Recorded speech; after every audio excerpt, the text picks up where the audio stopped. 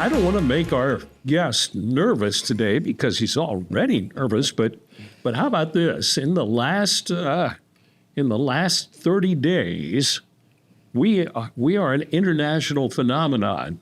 Okay, outside the U.S., Germany is our number one location, and it's not huge or anything like that. But we had 26 people listen to our podcast in Germany. And the UK has 16. Wow. So does that make you more nervous or less? A little bit, just a little bit more. Jareth Williams is our guest today. I'm Randall Carlisle, your host on another edition of Odyssey House Journals. And you can watch our podcast on YouTube or listen on any podcast platform. And we have thousands and thousands of listeners. So, okay, now that I made you really nervous, you do such good work, and you have what's really great is talking to somebody who had a rather dubious past, and now is doing so much to help people who are dealing with the issue of addiction. So maybe, Jareth, you can sort of just tell us a little about your past before you got to where you are now. Okay, so yeah, a little bit about my past. So I grew up, and my dad probably took off when I was around 8 years old. And from that point, I was just like trying to have a father, trying to look to somebody. And do you remember that? I do remember when he left. Yeah, I do remember all of that when he left. I remember like sitting at the end of the driveway on days he was supposed to pick us up and he wouldn't show up. And I would sit there the next day and the next day. And it was just very, very heartbreaking. It got to the point where I just kind of gave up on him, and I kind of just moved along. And why did he leave? Him and my mom, from what I hear, were supposed to get married, and then he got cold feet and took off. So okay, I didn't mean to interrupt you. Go ahead. No, that's totally fine. And so from that point, like it was just like, you know, my mom was there, and I love my mom to death. She was like my best friend, always took care of me, but like I still needed kind of that father figure. Sure. And so at the time I looked at my older brother, and so he was into gangs and doing meth and just out there doing the most, didn't care what happened, didn't care what he was doing. And so I kind of followed along in that path a little bit, like slowly at first. It was slow, but I remember the first drug I ever tried was meth, and I know it was before alcohol or pot or anything. Yep, before anything, it was meth. I know, like I would be downstairs and I would see him and his friends in our basement, just sitting there smoking it. And then there was a time where he had left, and he left it downstairs, just left it out, and I went down there and decided that I wanted to try it. And from that point, like that was the first time I got drugs introduced into my life, and it finally, like, I felt an escape from not having a father, from feeling abandoned and depressed and just feeling like not loved. And so it was just like... How old were you when you did this? 11. So you smoked meth at 11. Yeah. And it's the first mind-altering thing you had done. Yeah. But do you remember what the feeling was like? Honestly, it was kind of euphoric. Like I felt like lightheaded, but I felt like so happy. I just felt like everything that was negative in my life had just released from my body. It was okay. And everything was fine. Yeah, I was happy. It was just like no more negativity. And so at that point in time, like it then became like trying to chase that again, because I didn't want to have those feelings. And so, but obviously, like my older brother, like if he would have known, he would have kicked my butt. He was, but so it was more like trying to like wait and hope that he left stuff out or would drop something. And so it was just like, from there, it was just like kind of just scrounging around trying to find stuff. And then after that, it was just, I just kept doing that. And then it was, my mom ended up moving down to St. George, but I wasn't wanting to leave because my older brother was still up here and everything like that. So, and he had the meth. Yeah, exactly. He had the drugs. He was like, I still was like my father figure that I was trying to be with. And then, but it turned out that my mom wanted me to try and go live with my dad, who, you know, like I said, had never really been there. So I went and I moved in with him for a semester of high school. And after the semester, like his current wife just kind of said that she didn't want me to live there anymore. She didn't want me there. She wanted me out of the house. And so my dad kind of just agreed with her and kicked me out the house. And so another rejection. You know? Wow. And so from that point, my mom still had the house that we were living in up here as she was still in St. George. So I went and I lived in that house by myself for the whole school year. Like my brother got out of jail or prison, would come stay there for a little while, and then his friends would be there, and he started trapping out the house, and then ended up, I went and stayed at my friend's house for a couple nights, and during that time, the cops came and raided the house, and he went back to prison. And so then I went back to my house, and then his friends were still there. But I mean, they still all had drugs. They all had everything else. So I was totally fine with them staying there. I was totally fine with them having people in and out, and, you know, being in high school, living on my own at the age of 15, you know, like it was. You're 15. Yep. You're living in a house all on your own with no supervision. Nope. And a bunch of other people who are doing drugs and probably have criminal records. Oh yeah, definitely have criminal records. And so, yeah.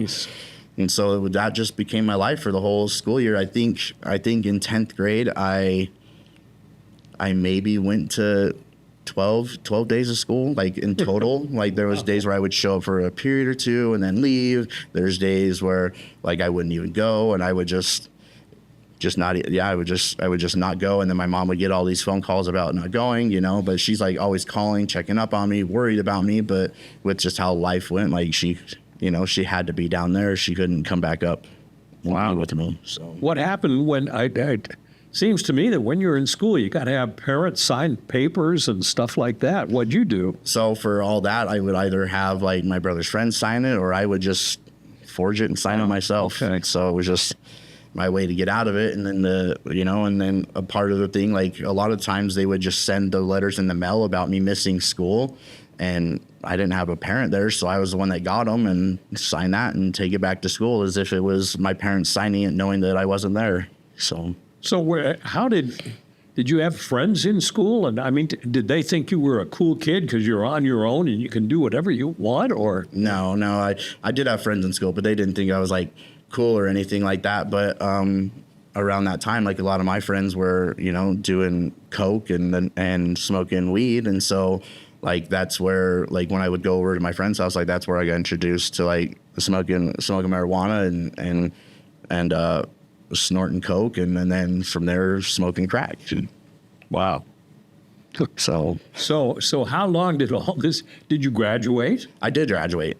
I did. Even going for 12 days 1 year? Yeah, so that was 10th grade, yep. And then in 11th grade, so I ended up moving down to St. George with my mom when I was 16. Okay.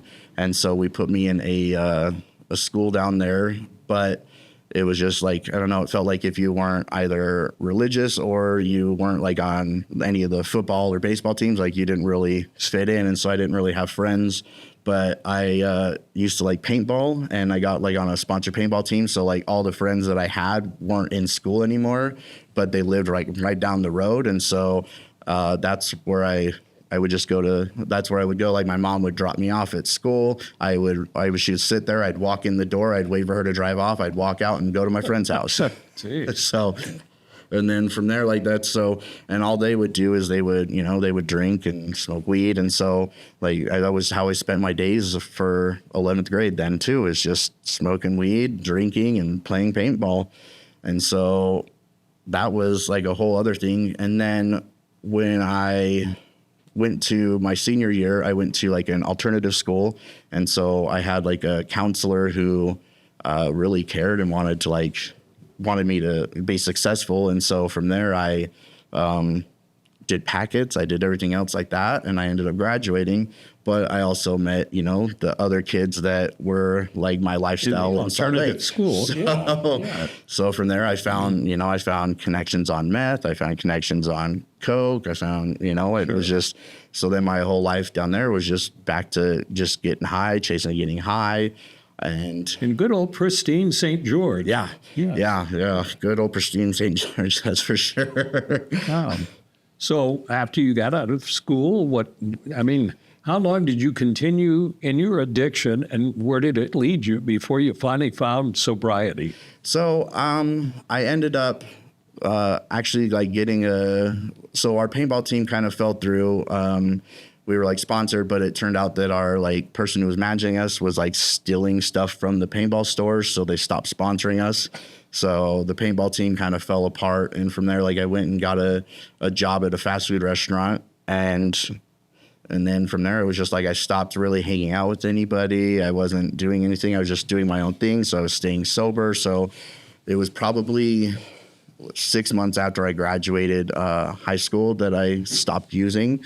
And I went and I was clean. I didn't do treatment. I didn't do meetings. I didn't do anything, but I just got clean. And I did that for probably about 2-3 years, I would say, about 3 years. Really? Yeah. And then from there, I got a job working at Walmart, and I got injured on the job. And from my first day going into the doctor, they prescribed me 180 Roxy 30s. So That's it. Off to the races off again. to that. So that was a whole new thing. Like I'd never really done any opiates or anything like that to this extent. And so when I found that, like it was just over. Like it was just the feeling of that, like I felt was so much better than meth to me. It was just like the feeling, the high, the way it made you feel, the way it made your body feel, just everything about it was just perfect at that point in time in my life. And that continued then for... And so that continued on for... Did the doc keep writing scripts? So the doctor kept writing scripts for me, and that went on for probably about 2.5 years. And then that's when like the feds kicked in and were like, you can't be doing this anymore. You can't be prescribing all these people these pills. And so I went into my doctor, and he told me that he's going to have to take me off my prescription. So he didn't write me a new one, but he didn't taper me. He didn't give me anything else. So it was just going from having that many Roxy 30s a day to nothing. And during that time also, I had learned that you could smoke them. And so that was a whole thing. So instead of doing my 6 a day, I was probably doing, 30, 40 a day. Jeez. And so then I would, and then at that point in time, after the doctors took me off of it, like it was trying to buy pills, but then pills were so expensive and heroin was so cheap. So that was, I was probably 22 the first time I tried heroin. And that worked as good as the... Better. Okay. Yeah, better. And cheaper. Yeah, and cheaper. So how long did that continue? Oh, man. So you've probably done almost every drug you can do. Pretty much, yeah. There's a couple that haven't, but we won't worry about that. Yeah. But pretty much, yeah. And it was, I went that, and I was doing heroin. At this time, I was only smoking it, and then I was just doing that for a while, and then I ended up was probably, I want to say, geez, I don't know. I would have to say I was 20, 22 when I so it had gone on for only like probably like 2 years that I was doing that. Okay. And then I had decided that I was gonna try and do other things, but at that point in time, like I said, like I'd been fired from my job. So after Walmart, so they ended up letting me go, and I ended up having to like have a lawsuit with them, but that was a whole other thing. But I ended up from there, like I met some people, and they lived in Cedar City, so I ended up moving to Cedar City, and from there I ended up like learning that my pills and heroin sold for a lot more there. So then I started finding connections in Vegas and Salt Lake where I could buy large quantities for cheap and bring it to this small town and make triple my money on everything. So then that became my whole thing, just driving all over the place, doing everything, doing the most, just doing everything I could. And then I was probably doing that for another, probably I would say about 2 years at that point. and just selling. But like things were getting like a little bit bad, so I was like getting pulled over all the time, but not getting arrested, or like searching my car, but they couldn't find anything. Or there was times where like I like got pulled over on my way getting ready to head out to Cedar City, but I didn't have like a license or insurance on my car, so they impounded my car and everything that day. But within like an hour, I went and got my car out of the impound and had a license, and ended up driving to Vegas anyways. Wow. And so it was shortly after that, like I was on my way driving on the freeway from Cedar, and I had just picked up somebody who was, at the time, I thought was a friend, but he ended up setting me up with a cop. And so I ended up getting pulled over, and they found the drugs in my car. So he told them where I was hiding it and everything like that. So I ended up going to jail that night on a 3rd-degree felony of possession and paraphernalia. And that was like the first time I'd never been arrested and never been to jail. That was really? like With all of those shenanigans. with all of it. Yeah. That was the first time I'd ever had anything like that. And so it was kind of eye-opening, but at the same time, my addiction won over whether I was I worried about picking up more charges or going to prison, or did I want to keep getting high because I liked that feeling, because I didn't want to feel these things, and the addiction won. So how did all that come to an end?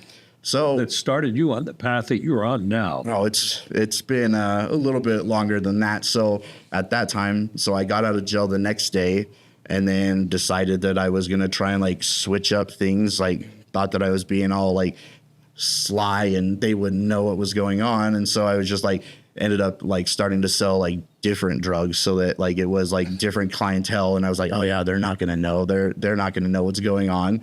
And ended up, I think it was probably 3 months later, the house I was in got raided, and then I got arrested for I had like wires worn on me and all sorts of things. So I got arrested on 1 first and 2 seconds when they booked me into the Cedar City jail.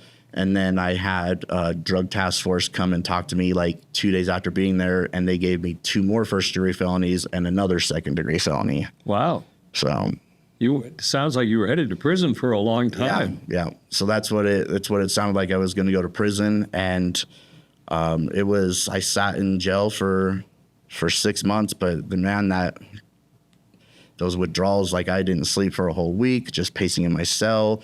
And then the other crap thing was they put me in max confinement because they gang affiliated me because of my like connections, and then I have like a tattoo on my back, so I got put in max confinement. So sitting in this cell for 23 hours a day, withdrawing with one other guy in the cell was just not a good time. And I would like to say that was my deterrent. I never touched drugs again, but it's not. Yeah. So I ended up staying in jail. I was in there for 6 months, and then at that time my like back injury like kept coming in and getting worse, and so like my mom was like writing the courts, writing the judges, trying to get like all these things, had character reference letters, but drug task force was like not trying to get rid of any of the 1st-degree felonies. They were like trying to make me go to prison because I wasn't like giving them anybody that like I was selling to or that I was buying from. And so finally like a couple of my like people that wore wires on me like ended up like getting arrested, and then I found out like they had the same lawyers that I did. So then I had to get a whole different lawyer. And so like the first time that he came in and saw me, I told him, I was like, look, I will sign if you guys can get rid of I'll plead guilty and sign anything if you guys can get rid of the 1st-degree felonies, and if you can just give me a copy of my wires. And so he said, I'll see what I can do. And he came back the next day with me signing to 3 2nd-degree felonies and a 3rd-degree felony for distribution. So I signed it away, and when I went to court, they released me early because of my injury, and they didn't want to keep prescribing me stuff in the jail and paying for it. Right. So they let me out, and then when I got sentenced, I didn't get sentenced to any prison time or anything like that. I know that I got really lucky. Yeah, you did. Like, that's really, really lucky. And so I ended up just doing probation, but I was doing good. But at this time, like, I met the mother of my children, and so I had my daughter, my daughter Ruka, and so from there, like, it was just, I knew, like, that I wanted to be a father, and I wanted to be a better father than my dad was. I wasn't gonna, leave her. I wasn't gonna abandon her, and so I ended up staying clean for about 6 years at that time. So it was like about 6 years, and it was good and everything was great. But then I was just at another job. My back started hurting again. And instead of like trying to go to a doctor and get on, anything else, I decided that I was going to start buying pills again. Wow. And then from there, it turned into heroin, and it turned into the mother of my children and me separating. And so we weren't together anymore, but it was like I still had my kids and was just like driving to Vegas and coming back to sell. I started like taking someone down there, and then he would like give me some for driving. And then from there, like, he introduced me into injecting. And so wow, that was a whole other story. That took me and would not let go. we don't have, we've got like 7 or 8 minutes left. And I want to get to the point of how you finally got sober and what you're doing now, because you're doing such great stuff. Yeah. So it ended up being that I was just living in a hotel for 9 months, trying to pay for that and trying to sell enough. And so finally, my mom and my brother, it was going to be, they wanted me and my little brother to come up there for like Christmas to come spend time with them. And so my mom ended up driving down, picked us up, picked my kids up, and drove us all up to Salt Lake. And from there, like, I ran out of my product. And by the time we were supposed to go back, it was like I didn't have any money. So I couldn't afford a hotel. And so my brother's like, look, you're not going anywhere. You're staying here. Because at that time, like, my older brother was doing good. He was clean. He'd not been to prison in a while. And so, like, he was doing really good. And we like had his whole life turned around. And so he was like, look, I'm going to help you. And so I ended up staying up there. He then put me into 7th Street treatment. Right. And I was doing good there for about a month. And then someone brought drugs in. And so I was getting high, got kicked out, then went to the Haven like 3 months later. So it would have been January 1st, 2018. Was the day that I like turned myself into the psych ward, and been clean since. Like, so it was my brother pushing me to get clean, and him like putting everything that he could do into trying to see me live like a better life and turn it around, because he didn't want to see me live in that life after he got clean. And so the evil older brother comes out helping in the end. Yeah. Right? Yeah. Wow, that's cool. Well, he was a good guy. How'd you were working at Odyssey House Yes. now. As what's your title? Outreach coordinator or something? So now it's business development specialist. Okay, but yeah. it's a euphemism for outreach. Yeah, for outreach. Yep. I specialize in the criminal justice population and the homeless population.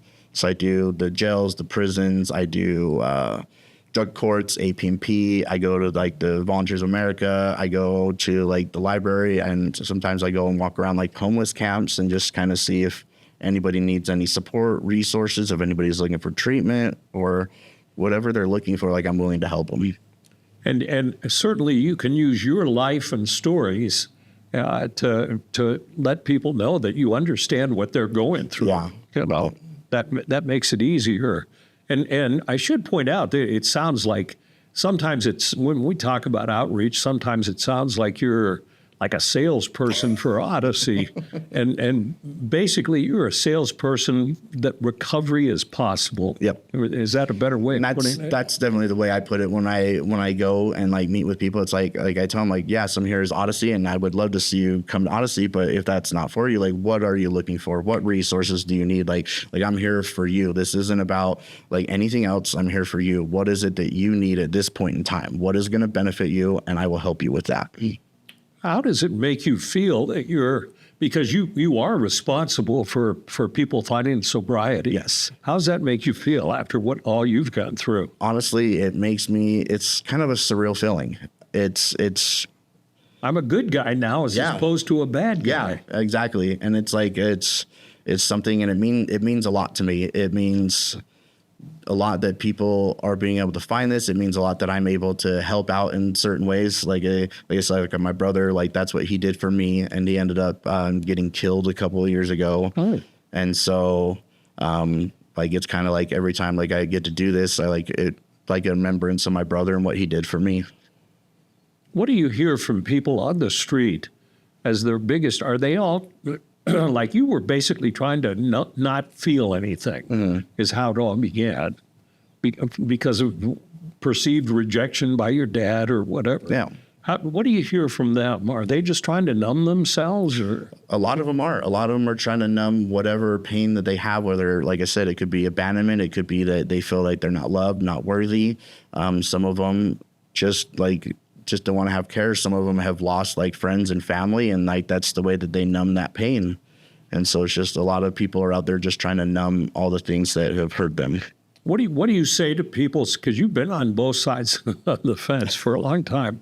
What do you say to people who say, well, they chose to get high, and so now they're paying the price. Let's not worry about them. What's your response? So at that point in time, like to them, it's like, yeah, they might have chose to get high, but they didn't choose to become addicted. Like the addiction comes from the stimulant, or the stems from like having that mental health disorder. Like it's not like they chose to be addicted to it. They might have chose to mask this pain, mask the hurt, but they didn't choose that all of a sudden, like this is something that they need, that they have to have, that they can't stop doing. So does it bother you when you hear people say it makes me mad because people don't understand addiction? Yeah, I get a little irritated, and then it's kind of just like you said, like if you don't understand it, like you shouldn't really talk on it. Like I'm not going to sit here and talk on somebody's cancer that they have. Like I don't know. If you wouldn't have smoked, you wouldn't have had lung cancer. Right, but so I just feel like it's a little irritating when people feel that need, and I know that like some doctors feel that way, but it's good to see that like some of it's turning around, and you're seeing a lot better healthcare these days. And what's the word on your daughters? My daughter. Yeah. Oh, yeah. So my daughter actually lives up here with me now since October. Wow. And so she's doing great. We have her in she's doing like day treatment, doing school. She was like having her own like issues that she was having. And so she ended up moving up here because it's like a new environment, and she wanted to be up here. There's more resources, and she just didn't want to be there with her mom anymore. And so being where I was at today, like I was able to provide that for her. Like if you would have talked to me, 6-7 years ago, I wouldn't have been able to. I wouldn't have been able to be there like this for my daughter. And so it's amazing to know that like with where I'm at now, like I am able to be there and support her and give her what she needs and just be there for her and love her. And how long have you been clean? So I had a relapse about 2.5 years ago. Okay. And so about 2.5 years now. Yeah. Wow. You've turned your life around. Yeah. You're helping other people dealing with addiction, and you're a dad now, a good dad, right? Yeah. See, this wasn't so bad. We're out of time, right? Was there any reason to be nervous? No, not really. No, well, okay. Maybe a little bit. Jarrah, thank you very much for sharing your story, and I think you provided a lot of hope for other people who are watching, because it doesn't matter how bad things are, they can get better. Yeah, right. That's very true. Very true. I've come from a pretty crappy life and went through a lot of things with gangs and drugs and everything else, and here I am now. Well, thank you for sharing. Yeah, thank you for having me. And thank you for watching or listening to another edition of Odyssey House Journals.